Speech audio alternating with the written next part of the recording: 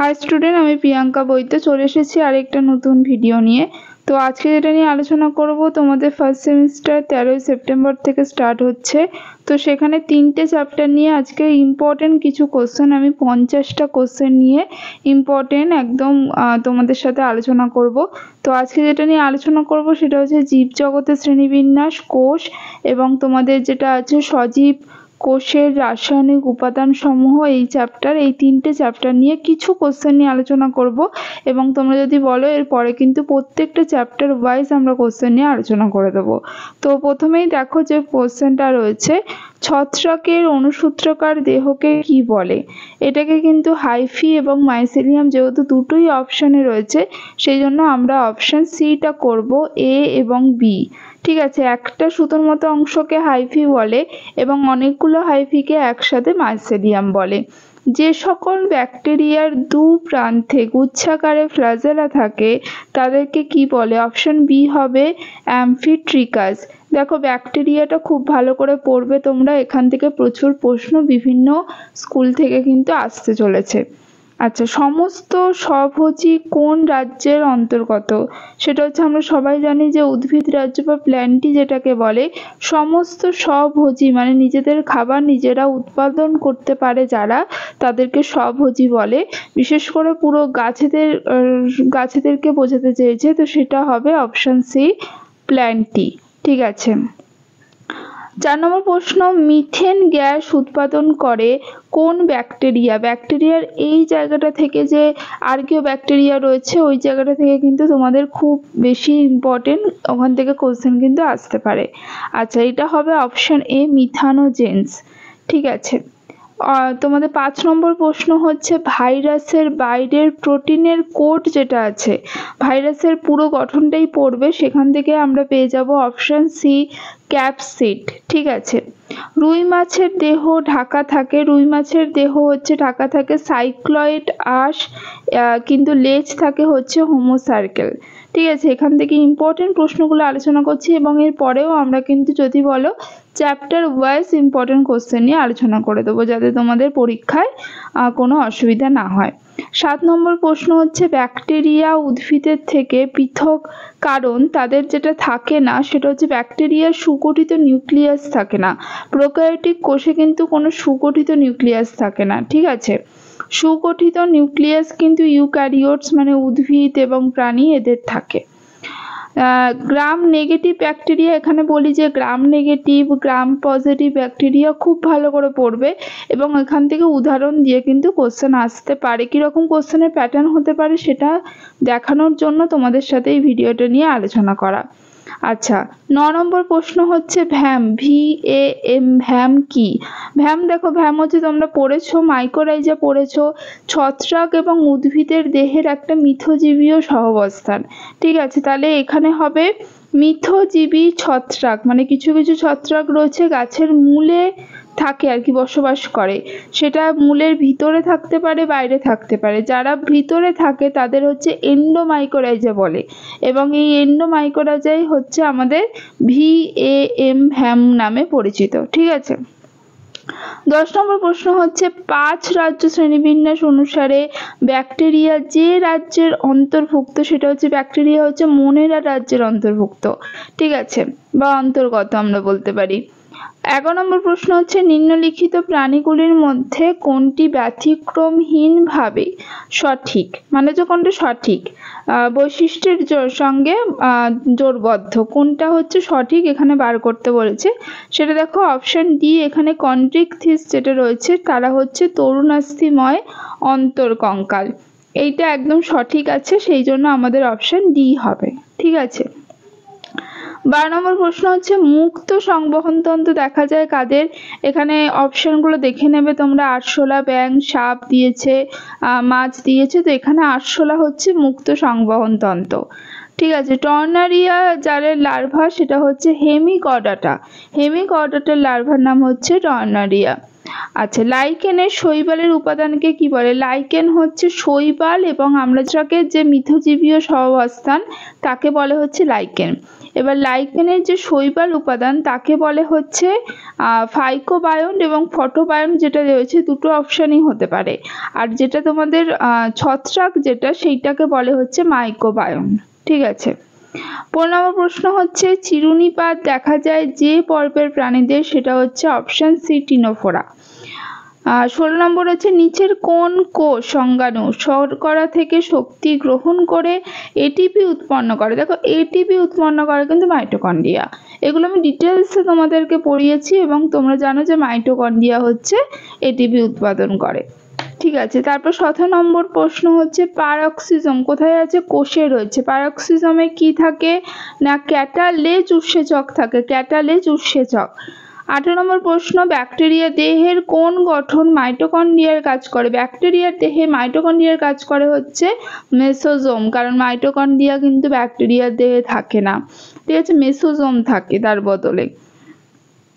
19 নম্বর প্রশ্ন হচ্ছে প্রাথমিক কোষ প্রাচীর গঠনের প্রধান উপাদান হচ্ছে, তোমরা কোষ প্রাচীর মানে কোষের চ্যাপ্টারে যে কোষ প্রাচীর যে ভাগগুলো রয়েছে, মানে প্রাথমিক কোষ প্রাচীর, গৌণ কোষ প্রাচীর, তারপরে এইগুলো যে রয়েছে এইগুলো কি কি দিয়ে গঠন করে, মানে এইগুলো গঠিত হয়েছে কি কি দিয়ে, সেইগুলো কিন্তু ভালো করে দেখবে, সেখান থেকে কোশ্চেন আসতে পারে।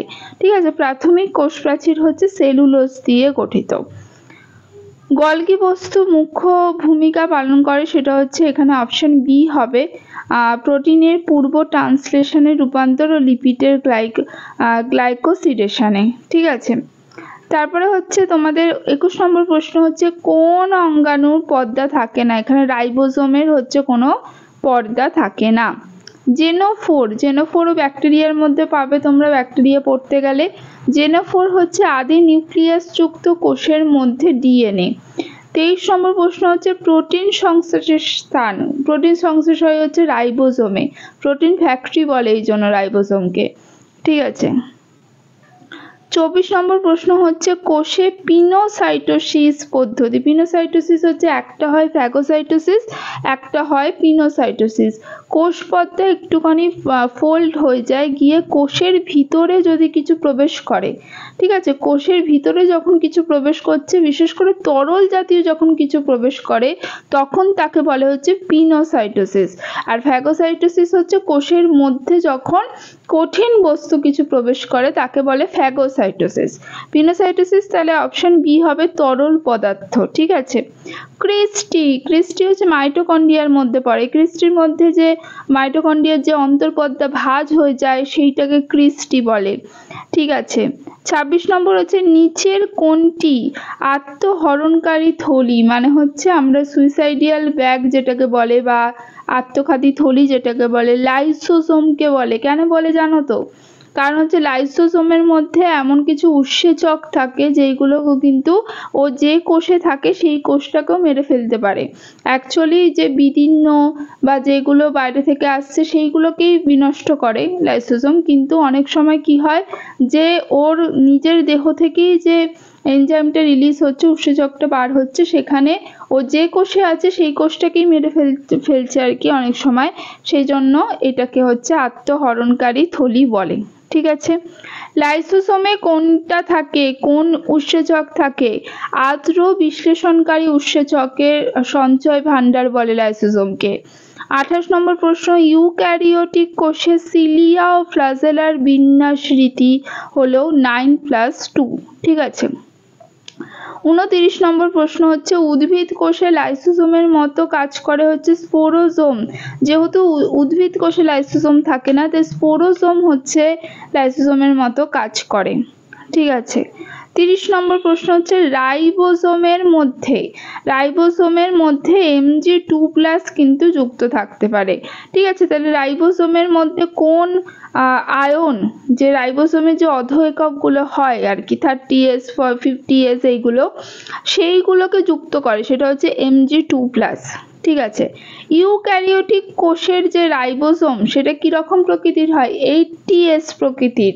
ঠিক আছে, 80S প্রকৃতির, যার মধ্যে 40S এবং 60S যেটা থাকে সেই অধঃএককগুলো থাকে। ইউক্যারিওটিক কোষে হচ্ছে 80S প্রকৃতির রাইবোসোম এবং প্রোক্যারিওটিক কোষে হচ্ছে 70S প্রকৃতির। ঠিক আছে।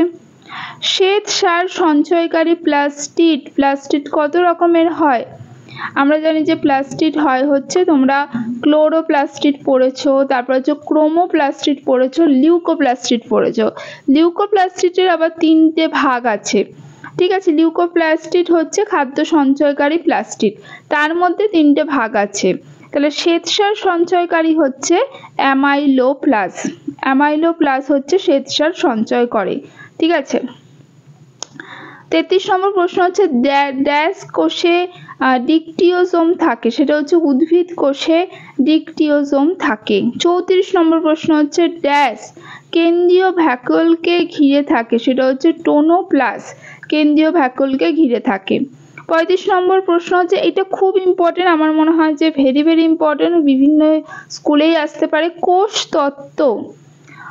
তত্ত্ব যেটা রয়েছে সেই কোষ তত্ত্ব বা কোষবাদ বলে, সেইটা কাদের জন্য প্রযোজ্য নয়? সবার জন্য প্রযোজ্য, শুধুমাত্র ভাইরাসের জন্য প্রযোজ্য নয়।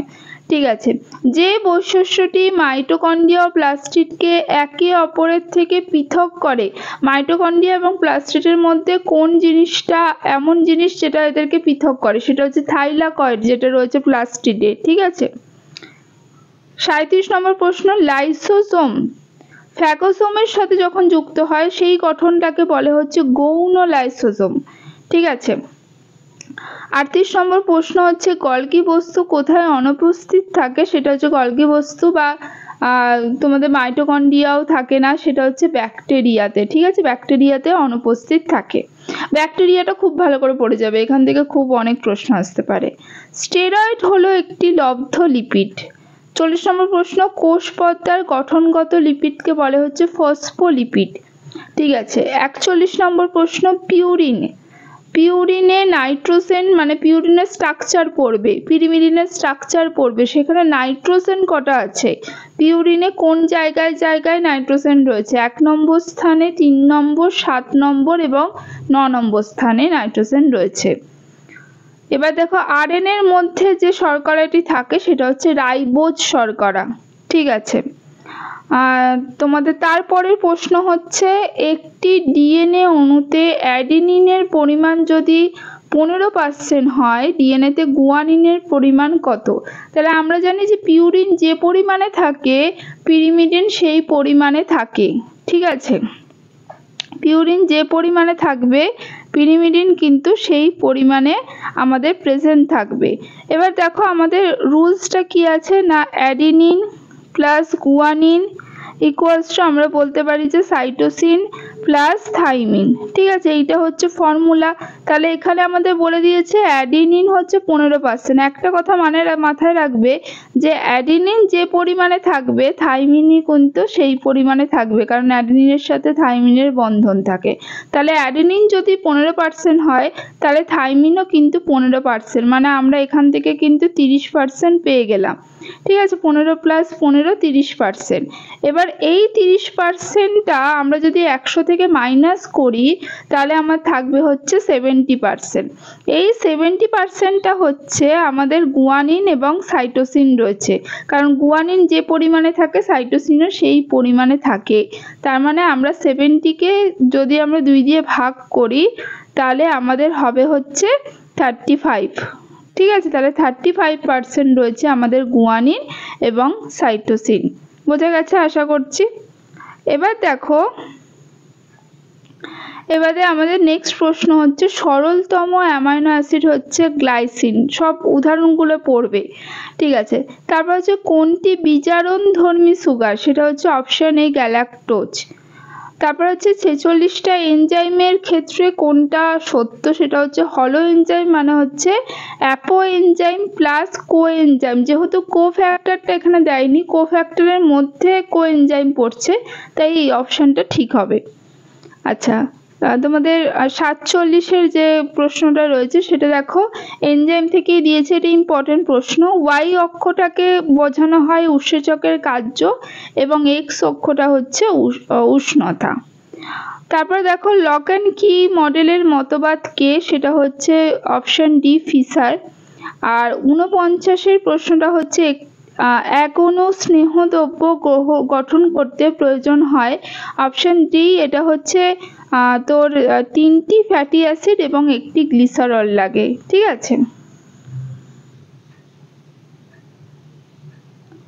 তারপরে 50-এরটা যেটা রয়েছে সেটা হচ্ছে যদি কোনো দ্বিতন্ত্রী ডিএনএ কোডিংয়ের বেশ সজ্জা এইরকম যদি তোমাদের দিয়ে দেয়, ঠিক আছে, আমরা জানি যে যেটা থেকে ডিএনএ তৈরি হয় সেটাকে টেমপ্লেট বলে, সেই টেমপ্লেটটা সবসময় 3' to 5' হয়, ঠিক আছে, এবং যেটা উৎপন্ন হবে সেটা 5' to 3'। এবার এটা কিভাবে করতে হয়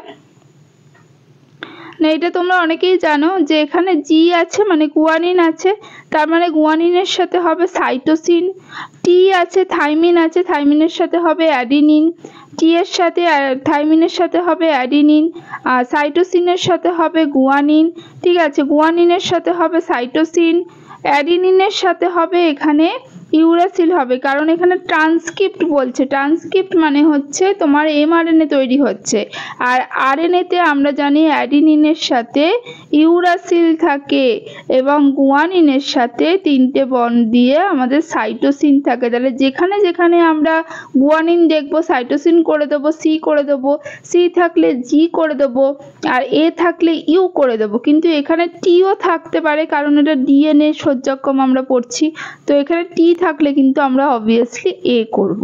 ঠিক আছে, আশা করি বোঝা গেছে। তো এইটাই ছিল আমাদের 50টা প্রশ্ন। আমি তোমরা যদি বলো তাহলে অবশ্যই আমি কিন্তু নেক্সট ভিডিও নিয়ে হাজির হব, কারণ সেখানে আমি তোমাদের চ্যাপ্টার ওয়াইজ আলোচনা করে দেবো।